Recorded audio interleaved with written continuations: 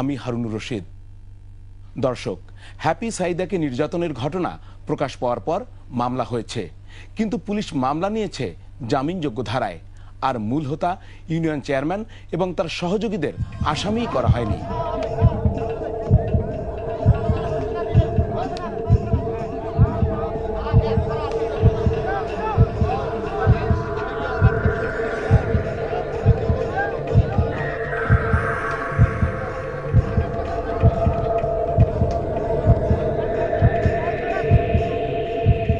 এই নির্মম নির্যাতনের ঘটনা শুরু থেকেই ধামাচাপা দেওয়ার চেষ্টা করে বদরগঞ্জ থানা পুলিশ। এখন মামলাটা তদন্তাধীন, এই মুহূর্তে এগুলো প্রকাশ করলে মামলা তদন্তে ব্যাঘাত ঘটতে পারে।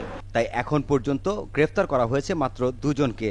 তারা হলো চিকনা এনামুল ও মোটকা এনামুল। এই ঘটনাটা তো থানা পর্যন্ত আসেনি, ওটা তো ওখানে আপোষ মীমাংসা হয়ে গেছে। কিন্তু নির্যাতনের মূল হোতা চেয়ারম্যান আইনাল হককে গ্রেফতার করা হয়নি। গ্রেফতার করা হয়নি মাওলানা সেকান্দার আলী, আউয়াল ও তাদের সহযোগীদের। আর ঘটনার 12 দিনের মাথায় মামলা হয় থানায়, কিন্তু সে মামলা পুলিশ করেনি, করেছেন উপজেলা মহিলা বিষয়ক কর্মকর্তা। মহিলাদের জনসম্মুখে এভাবে মারধর করা হলো, এই মহিলাদের পক্ষে কেউ দাঁড়ালো না এবং কেউ একটা থানায় অভিযোগ পর্যন্ত করলো না। এবং সেখানে মহিলারা এমনকি কোনো এনজিও কর্মীও সেখানে থানায় যে অভিযোগ ডায়েরি করেনি, এজাহারভুক্ত করেনি। আমার মনে হয়েছে কেউ না করুক, আমি করব। পুলিশ কেন মামলা করেনি তার কোনো সদুত্তর দিতে পারেনি বদরগঞ্জ থানার ভারপ্রাপ্ত কর্মকর্তা। প্রথমে আমাদেরকে বলে যে সব ধরনের সহযোগিতা করব, যখন বলি যে আপনারা একটা অভিযোগ দেন আমাদের কাছে, তখন তারা অভিযোগ দিতে চায় না। এখানেই শেষ নয়, পুলিশের জালিয়াতি আরও আছে। মামলার এজাহারে আসামি মাত্র দুজন, চিকনা এনামুল ও মোটকা এনামুল, যাদের নাম এজাহারে বলা হয়েছে এনামুল 1 এবং এনামুল 2। আইনাল হক চেয়ারম্যান মাওলানা সেকান্দার আলী ও আউয়াল কাউকেই আসামি করা হয়নি। আর ভারপ্রাপ্ত কর্মকর্তা আসামিদের নাম নিয়েও করেছেন লুকোচুরি। আর মামলার ধারা দণ্ডবিধি 323 ও 354, যা সাধারণ মারপিট ও শ্লীলতাহানির অপরাধ। এই এজাহারের মাধ্যমে আসামিদের বাঁচিয়ে দেওয়া হয়েছে। আমার কাছে অবাক লেগেছে যে আইন প্রয়োগকারী সংস্থা এটা জানার পরেও এখন পর্যন্ত যে ফুটেজগুলো দেখানো হয়েছে, সেই ফুটেজে কিন্তু আমরা প্রত্যেকের স্পষ্ট চেহারা দেখতে পেয়েছি। চেয়ারম্যানকে আপনারা দেখিয়েছেন একটা গোল চিহ্ন দিয়ে। যদি সে তার প্রেজেন্সে হয়ে থাকে আরও ভয়ঙ্কর, কারণ এই ধরনের অপরাধ, এই ধরনের জঘন্য ঘটনা প্রতিরোধ করার জন্য স্থানীয় সরকারকে শক্তিশালী করছে, যেখানে তাদেরকে ট্রেন আপ করা হচ্ছে, যেখানে তাদেরকে নারীদেরকে রক্ষা করার জন্য ব্যবস্থা গ্রহণ করা হচ্ছে, অথচ তার প্রেজেন্সে এই ঘটনা ঘটছে। আমার কাছে মনে হচ্ছে যে অবিলম্বে তার বিচার হওয়া উচিত। ভারপ্রাপ্ত কর্মকর্তা বললেন তাদের নাকি কোনো দোষ নেই। পত্রিকায় ঘটনার বর্ণনা দেখে তারা ধারা বসিয়েছেন, তাই নারী নির্যাতনের ধারায় মামলা করার কথা তাদের মাথায় আসেনি। তখন আমরা বিজ্ঞ আদালতে এই মামলাটাকে নারী নির্যাতনের আওতায় নিয়ে আসার জন্য আবেদন করি। আর মূল হোতা আইনাল হক চেয়ারম্যান বাসায় থাকেন, পুলিশ নাকি তাকে খুঁজে পায় না। এখন কেউ এলাকায় নাই, এগুলো বেশি প্রচারিত হওয়ার কারণে সবাই এখন এলাকা ছাড়া। গ্রেফতার হওয়ার আগে চিকনামুল ও মোটকা এনামুল কথা বলেছেন আমাদের সঙ্গে। তাদের মধ্যে তখনও ছিল না অপরাধবোধ বা অনুশোচনা। আমি আসবো, আপনি আসবেন না, তার ভরণ পোষণ থেকে শুরু করে যাবতীয় আমার দেখতে হবে, ঠিক আছে? আপনারা দেখবেন না, তার ভালো মন্দর দায়িত্ব আমাদের, এই সমাজের, এই এলাকার প্রতিনিধি, চেয়ারম্যান, মেম্বার। ওরা অসামাজিক, ওদের বেপরা চালচলন, কথা বুঝলেন না, খোলামেলা ঘোরাফেরা করে, স্বামীর অবাধ্য।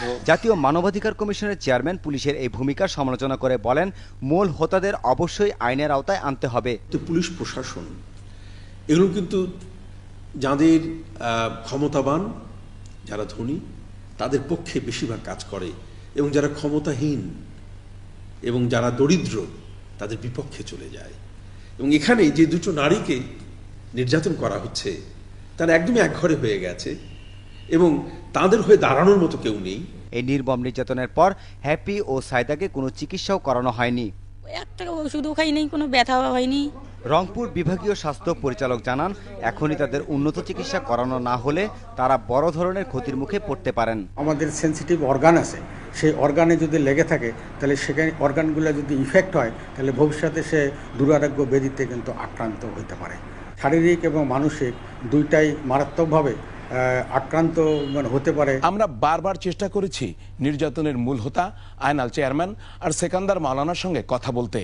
তারা শেষ পর্যন্ত 21-এর অনুসন্ধানী দলের সঙ্গে কথা বলার সময় দিয়েছিলেন, কিন্তু কথা মতো তাদের বাড়িতে গেলে পরিকল্পিতভাবে হামলা চালানো হয় 21-এর অনুসন্ধানী দলের উপর।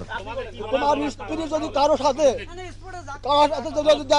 হুনপাট মিলেমিশে করে মানি নেবেন, মানি নেবেন আপনি, মানি নেবেন? যার জন্য বিচারে মহৎ মন্ডলেরা বিচার করতেছে, যার জন্য মহৎ মন্ডলেরা বিচার করতেছে, হ্যাঁ বিচারটা শাসন করছে, একটু করতে পারে না, পারেন না করতে, কেন পারে না? 11 জুলাই দুপুর 1টা আমরা আইনাল চেয়ারম্যানের সহযোগী মাওলানা সেকান্দার আলীর বাড়ি থেকে বাইরে বের হতেই প্রতিরোধের মুখে পড়ি। আগে থেকেই প্রস্তুত থাকা আইনাল চেয়ারম্যানের সাঙ্গপাঙ্গরা আমাদের ঘিরে ধরে।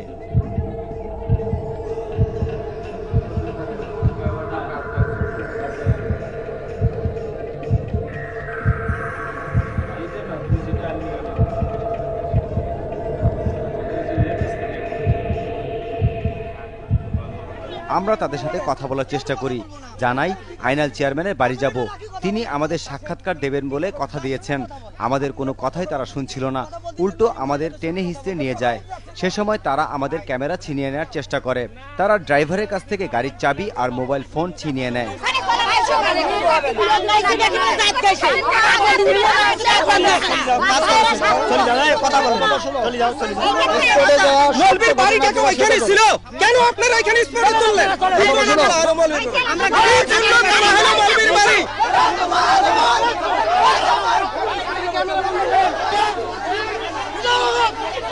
এ সময় আহত হন 21-এর অনুসন্ধানী দলের সদস্যরা।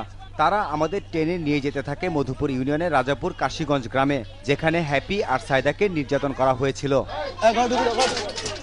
এরপর তারা আমাদের একটি বাড়িতে অবরুদ্ধ করে রাখে। পরে পুলিশ এসে আমাদের উদ্ধার করে নিয়ে যায় পাশের আরেকটি বাড়িতে।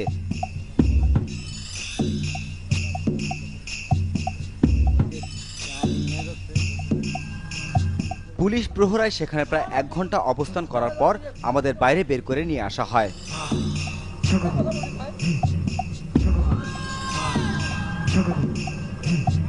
নিরাপত্তার জন্য ভিন্ন পথ বেছে নেয় পুলিশ। আমাদের নিয়ে যায় বদরগঞ্জ থানায়।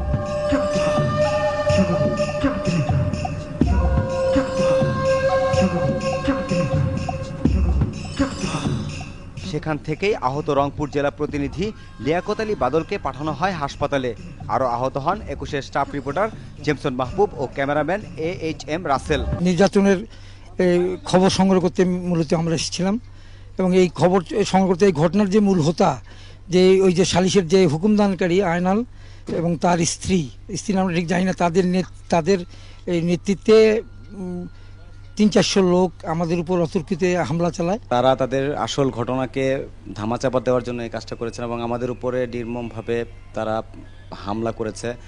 এবং তাদের পরিকল্পনা যে হামলার যে ধরনটা ছিল সেরকম ধরন দেখে মনে হচ্ছে যে তারা আমাদেরকে হত্যার মতো ঘটনা ঘটাতে তারা পিছপা হতো না। এটা সত্য ঘটনাকে উদ্ঘাটন করতে এসে যে পরিমাণ মানুষের রোষানলে পড়লাম, তাদের একটাই কথা হচ্ছে যে আমরা কেন আসছি, কেন আমরা নিউজটা প্রচার করছি, নিউজ প্রচার করা যাবে না। এরপর বদরগঞ্জ থানায় একে একে উপস্থিত হন স্থানীয় সাংসদ, জেলা প্রশাসক ও পুলিশ সুপার। তাদের সাথে কথা বলি আমরা। জেলা প্রশাসক ও পুলিশ সুপার এই ব্যাপারে দুঃখ প্রকাশ করেন। আপনারা 21-এর চোখ থেকে এসছেন, এসে বিষয়টা ফলো আপ করছেন, অবশ্যই এটি ভালো এবং আইনের শাসন প্রতিষ্ঠার জন্য এটি ভালো। অনেকেই দুঃখ প্রকাশ করেছে যে না, ঢাকার মেহমানদেরকে এরকম আমরা বুঝতে পারি না, আমরা ক্ষমা চাচ্ছি। এরপর 21-এর অনুসন্ধানী দল যায় স্থানীয় একটি ক্লিনিকে প্রাথমিক চিকিৎসার জন্য। জাতীয় মানবাধিকার কমিশনের চেয়ারম্যান একে দেখছেন স্বাধীন সাংবাদিকতার উপর হুমকি হিসেবে। যদি কোনো অন্যায় হয় এবং সেই অন্যায়ের জন্য যদি কেউ অনুসন্ধান করতে যায় যে কি ঘটিত হয়েছে, সত্য উদ্ঘাটন করবার জন্য যায়, কোনো একটি পক্ষ যদি তখন তাকে পথে বাধার সৃষ্টি করে, শুধু তাই নয় তার প্রতি শারীরিক নির্যাতনের হুমকি সৃষ্টি করে, তখন সেটি সাংবাদিকতার ক্ষেত্রে সবচেয়ে বড় অন্তরায়। এবং এক্ষেত্রে রাষ্ট্রের উচিত হবে সেই সাংবাদিককে এবং সাংবাদিকতাকে রক্ষা করবার জন্য এগিয়ে আসা। 21-এর অনুসন্ধানী দলের উপর হামলাকারীদের বিরুদ্ধে বদরগঞ্জ থানায় হত্যা প্রচেষ্টার মামলা করা হয় ওই রাতেই। আর আসামি করা হয় আইনাল চেয়ারম্যান মাওলানা সেকান্দার আলী ও তার সহযোগীদের। 24 ঘন্টার মধ্যে যারা দোষী ব্যক্তি এখনো ঘুরে বেড়াচ্ছে তাদেরকে অবশ্যই গ্রেপ্তার করতে হবে। কিন্তু এখনো মূল হোতা আইনাল চেয়ারম্যানকে গ্রেপ্তার করেনি পুলিশ।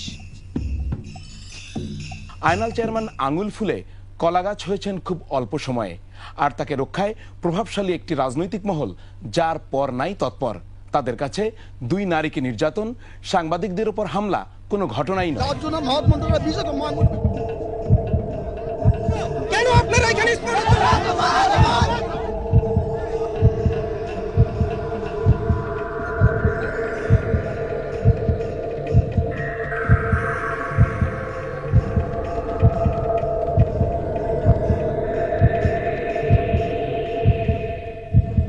একুশের অনুসন্ধানী দলের উপর হামলার মূল হোতা আইনাল চেয়ারম্যান। তিনি একজন সামান্য কারিয়াল থেকে আজ রীতিমতো গডফাদার। ইউনিয়ন চেয়ারম্যানও হয়েছেন অনেক সম্পদের মালিক, আছে 3টি ইটভাটা। প্রথমে আয়নালের সাথে আমি আজ থেকে 24 বছর আগে আয়নাল উপজেলা চেয়ারম্যান মাহমুদ আলী, আমি মতিয়ার আর আবু হোসেন আর আইজুল হক মিলিয়ে একটা ভাড়া দেই। তার আগে কিন্তু আয়নাল গাড়িয়াল ছিল, গাড়িয়ালি করে, আর সেই সময় গাড়িয়ালি করতে করতে আমরা এই 4 জন মিলিয়ে একটা ভাড়া দেই, 5 জন মিলিয়ে। সেই ভাড়াতে মনে করেন ভাড়া চলন্ত অবস্থায় মনে করেন ভাড়া থেকে ওরা 2 জনের টাকা টুকে নিয়ে চলে গেছে, আর মাহমুদ লীগ আর আমাকে ওরা ফেলে দিচ্ছে, ওখানে দিয়ে চলে গেছে। পরে লাস্টে আমার 1,70,000 টাকা মার গেছে ওখানে। তাই ইউনিয়ন চেয়ারম্যান নির্বাচিত হওয়ার আগেই তিনি নিজেকে চেয়ারম্যান হিসেবে ঘোষণা দিয়েছিলেন। আর সালিশের মাধ্যমে নির্যাতন তার পুরনো অভ্যাস। এর আগেও গত মাসে তিনি মধুপুর ইউনিয়নের বালাপাড়া গ্রামে একটি ধর্ষণের ঘটনাকে সালিশির মাধ্যমে ধামাচাপা দিয়েছেন বলে অভিযোগ রয়েছে।